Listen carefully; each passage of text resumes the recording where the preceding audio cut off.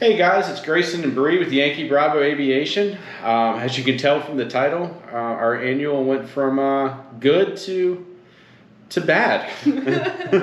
Just simply put. To really bad. And I say that lightly. I do just want to put a little bit of a disclaimer out there. This is not my mechanic screwing me over. This is 100% my doing.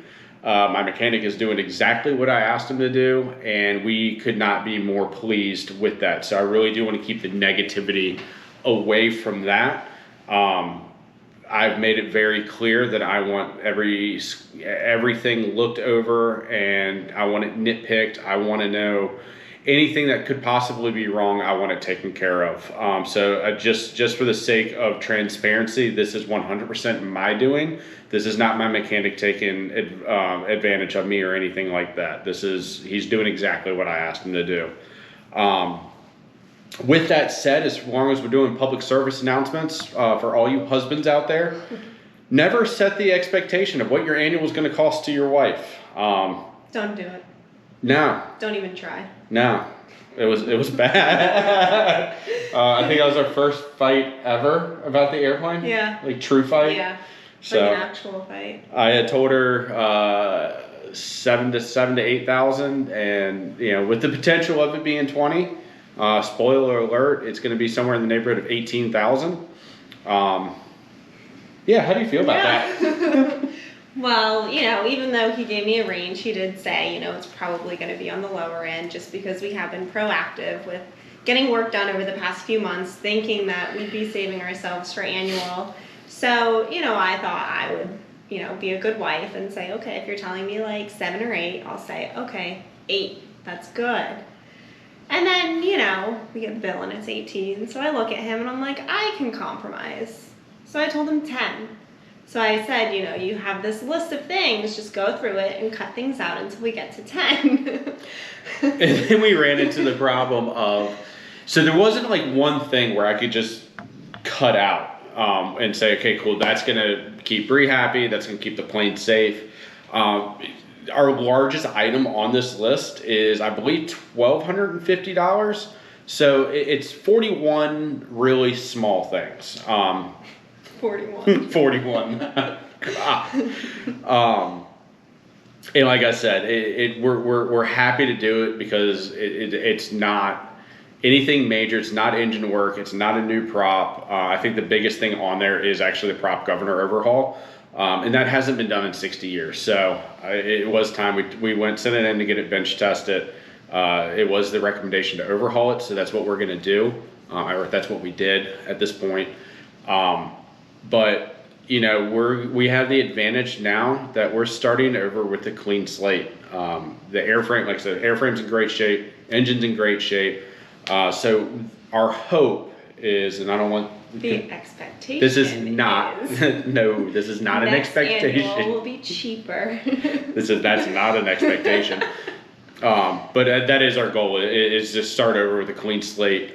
We are doing a few things to adjust to compensate for for the bill that we just got. We were talking about doing a coast to coast trip coming up in October. We're gonna instead of taking 14 days off of work and going coast to coast, we're gonna focus on some East Coast trips. And with Bree being a PRN, she doesn't get benefits and paid time off.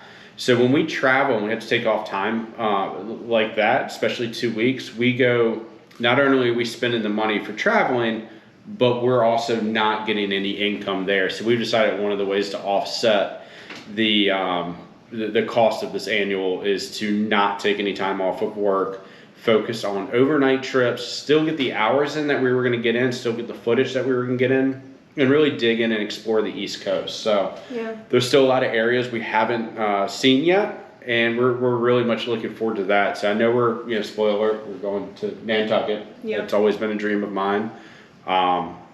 Nashville, and several other places as well. So we're really looking forward to that. How I'm going to do the rest of the video, I think Bree is over looking at this list. She has tried to tell me everything that needs to be taken off because she became an A&P overnight. Well, I'm just following the colors. You could take out the purple, you could take out the orange. No, that is not how it went. But anyways, I'm going to go over all the list. I went down, I took some footage Wednesdays, Thursday evening now, and I'll put up the components that we're talking about. I'm not going to go over all 41 items, just because some of them are as simple as an ELT battery needs to be replaced. Those are all normal things. There's some 80s in there that are normal. But other than that, I'll go over the big items. And like I said, as far as transparency goes, we want to keep everything as transparent as possible. So we do apologize for kind of sending out that, everything was dandy, like the plane's in great shape and there's no issues and, everything's, rainbows and flowers. And then we come back the next week and go, not so much. But the cool thing is that's what aircraft ownership's about. So, our whole goal is to be transparent with everybody. So what I'm going to do is, I think Bree's going to kind of step away. I'm going to go over this list and we'll go from there. It's a good color-coded list, so good luck. Hey guys, welcome back. If you knew how many takes it's taken me to get to this point, you would be laughing at me. It's become pretty evident that I am not mechanically inclined. With that said, please don't take any of this as advice on what to do with your airplane.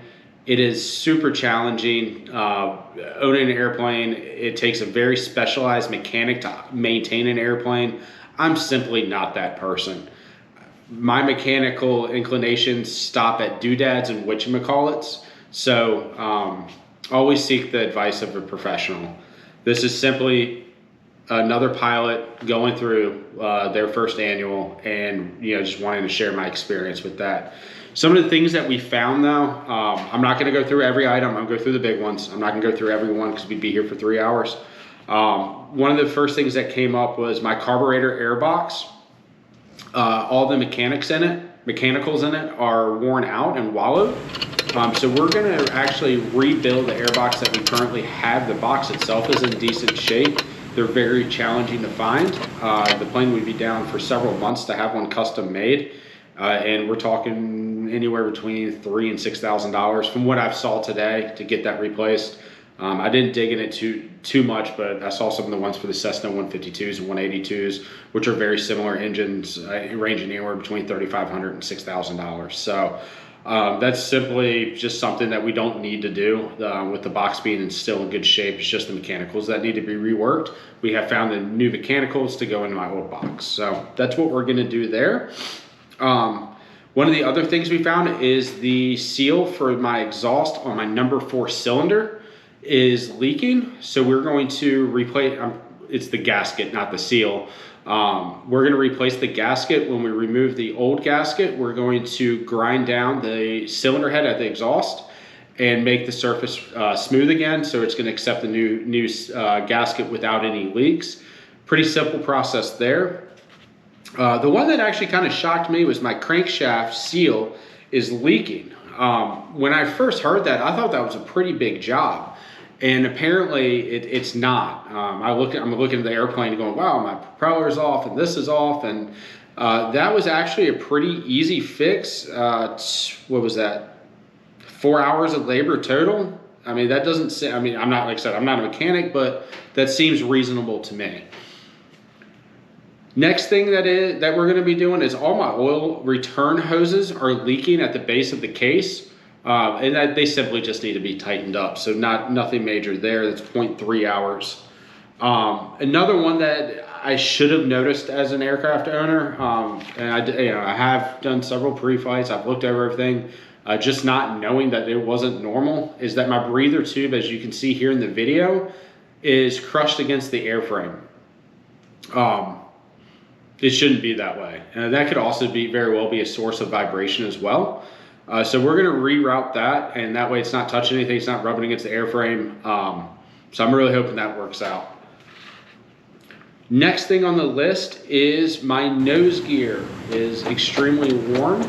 I can't find it anywhere in the logbooks where it's ever been reworked, and that's one of the things that is part of the routine maintenance. And so far it's been pretty good, but we are going to go ahead and have that reworked as well.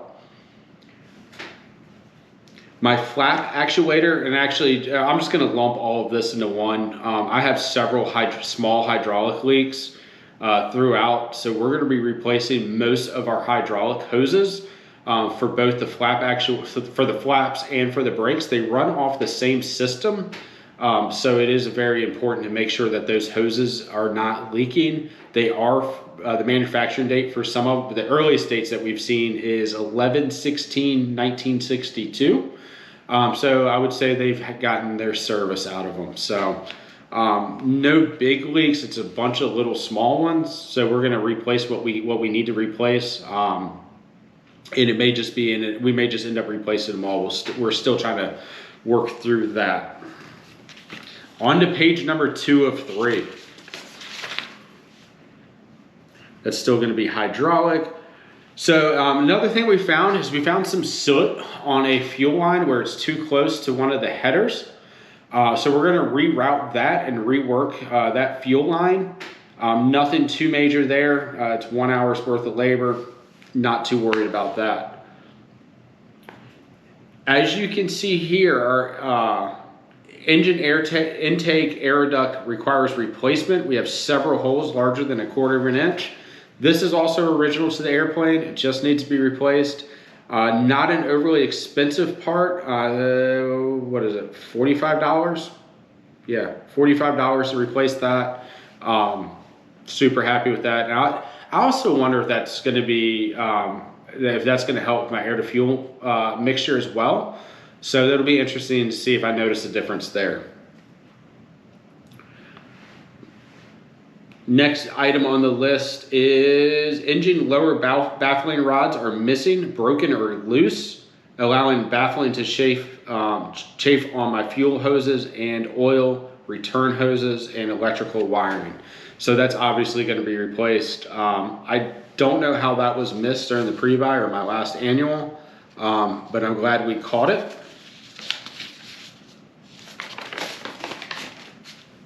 And we're to the last page.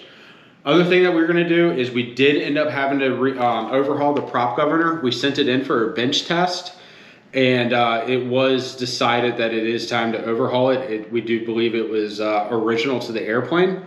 So it has, 3,000 hours on it now, give or take. It's 60 years old. So we're going to go ahead and overhaul that. I don't have the cost back on it. It's at the prop shop now, but it's already ready to go back in the airplane. That's one of those items that even if he told me it didn't need to be done, I probably was going to do it anyways. Just because if a prop governor fails internally, it will put metal into your engine. And that's, you're asking for an overhaul there. So it's one of those things I would have just felt more comfortable and confident knowing that it's been overhauled or replaced. So that was going to happen regardless. The other thing that we needed to replace was our prop governor cable. It was simply just, it was broken. And that did happen on my watch when I remember the day it happened. So the cable itself was it was still intact, but there's a telescoping rod that surrounds the cable that actually broke. It happened right before I took it down to the mechanic. It was safe to fly it down there, but I knew that was going to happen. That one hurt a little bit. That's about $750 because McFarlane does not have a cable made for a Mooney M20C with my serial number. It has plenty of prop governors or prop cables for an M20C, just not one that matches my serial number. So I was able to get that. It's going to replace what I had, and it's it just had to be done. So the other thing that we found is our doghouse or my engine baffling. Mooney M20Cs in general are not known for having good cooling. So making sure your doghouse is in as perfect of shape as you can have is crucial to engine cooling. There's a few mods that you could do, especially cowling mods to help with the cooling. But in general, Mooney, the M20Cs, that is an Achilles heel, is their engine cooling, and that's a lot of it has to do with the baffling. If you can keep your engine baffling in top shape, it's typically not too bad. But I do notice in the summertime, especially in these hotter months, when I am climbing out at full power, it is very, very challenging to keep my cylinder head temps under 410 degrees, especially cylinder number 3. The other 3 cylinders, they'll hover in the high 300s, but they won't break 400. Cylinder number 3 will break 400. I don't start taking action until 410 degrees. And by action, it's just reducing power. If I reduce it to 25, then it'll sit there right at 400 throughout the whole climb out, even on the hottest of days. But our goal is to reduce that as much as possible, because I would like to get the best climb performance I can. So climbing at 120 miles an hour and not getting the best engine cooling, it really does kill your climb performance. If I can get that where I can climb out at 110 and keep it right at that 400, I'll be super happy. So other than that, some of the additional things we're going to be doing is we're going to be having a anti-corrosion treatment put on. My JPI EGT probe is not working. We know it's not the probe. We've troubleshot that, and it's somewhere in the wiring, so they're going to diagnose the wiring and figure out where that is. We think it's just the pin where it connects to the JPI module. And then we're also going to be adding a cigarette lighter for our air conditioning unit. We bought a cooler air conditioning unit. I bought the Hamilton Motor Company version of that. I'm going to be doing a full review of that in a separate video. Obviously, I need the airplane back to do that, but look forward to that coming up. I have tested it out in my car, and I'm super happy with it, but I'm going to be doing a full review of the entire system. But other than that, guys, that is pretty much our annual. We have a lot of exciting videos coming up, and we appreciate you sticking along. We do encourage you to like and subscribe. We have a lot of new content coming out. We're gonna, once we get the plane back, should be mid-September. We have tons of trips planned. I'm gonna be doing my IFR training. So we do encourage you to like and subscribe to tag along. Thank you, everybody, and have a great week flying.